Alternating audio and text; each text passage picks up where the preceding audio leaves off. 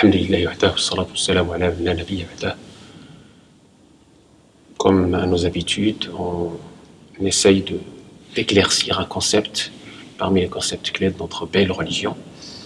Aujourd'hui, on répond à une question qui se pose, qui est les trois adhan, les trois appels à la prière, dans certaines mosquées qu'on voit notamment au Maghreb, dans le vendredi, pour la prière du vendredi. Alors, certaines se précipitent, sans science bien sûr, et tout de suite qualifient cela de bid'a. On avait déjà fait plusieurs interventions, plusieurs conférences sur la notion de bid'a, ses significations, ses implications, sa classification, etc.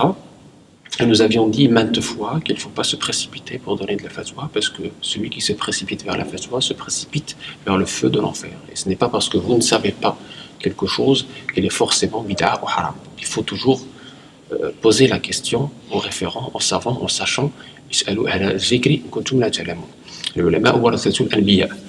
savants sont les héritiers des prophètes. Donc, les trois adhan qui se font pour rappeler à la prière du vendredi, ce n'est pas une bid'a, ce n'est pas quelque chose qui a été créé par je ne sais qui aujourd'hui ou voilà, dans tel ou tel territoire pour faire plaisir à je ne sais qui. C'est quelque chose que nous rapporte Al-Bukhari dans son authentique hadith numéro 912, hadith Sa'id ibn Yazid radiyallahu anhu wa ardah, قال كان النداء على عهد رسول الله صلى الله عليه وسلم يوم الجمعة نداء واحدا وكذلك على عهد أبي بكر وعمر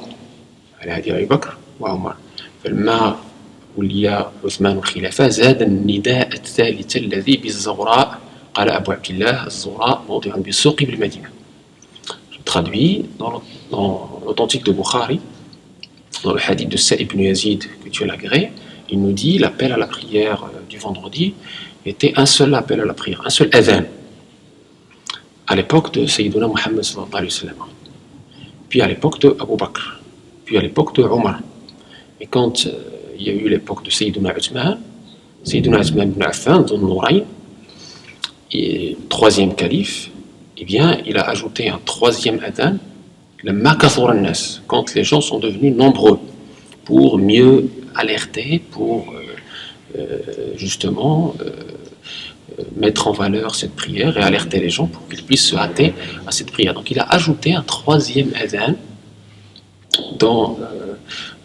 pour appeler à la prière du vendredi dans un endroit qui s'appelle Zawra. Abu Abdillah nous dit Zawra, c'est un endroit à Médine, dans le marché, pas très loin. Et donc ça veut dire quoi ça? Ça veut dire que Sayyiduna Uthman a ajouté ce troisième adhan parce que, justement, il a pensé que c'était utile. Il a pensé que c'était utile pour alerter, parce que les gens sont devenus nombreux. Donc c'est pour une maslaha. On ne peut pas dire que Sayyiduna Uthman est un mubtadi', puisque Sayyiduna Uthman a été promis au paradis par le prophète sallallahu alayhi wa sallam. Ala balwa tusibuh. Sayyiduna Uthman, le prophète sallallahu lui a donné sa fille, lui a fait confiance. Puis quand elle décède, il lui a donné sa deuxième fille. C'est pour ça qu'on l'appelle Dhun Nurayn, l'homme en deux lumières.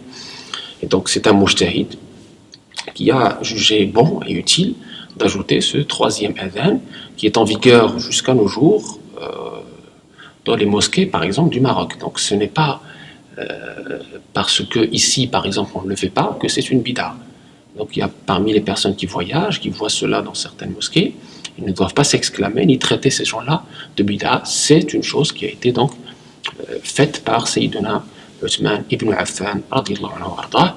Et Sayyiduna Uthman ibn Affan radiyallahu anhu wa ardah était un mujtahid. On ne peut pas dire qu'il était quelqu'un qui était un innovateur, qui faisait des bid'at Allah ou des choses comme ça. Donc on doit respecter cette vision-là qui a été donc héritée par les Malikites et de Médine, donc la ville du prophète sallallahu alayhi wa sallam, à partir de laquelle Sayyidina Uthman avait justement instauré ces trois adhan de la prière du vendredi.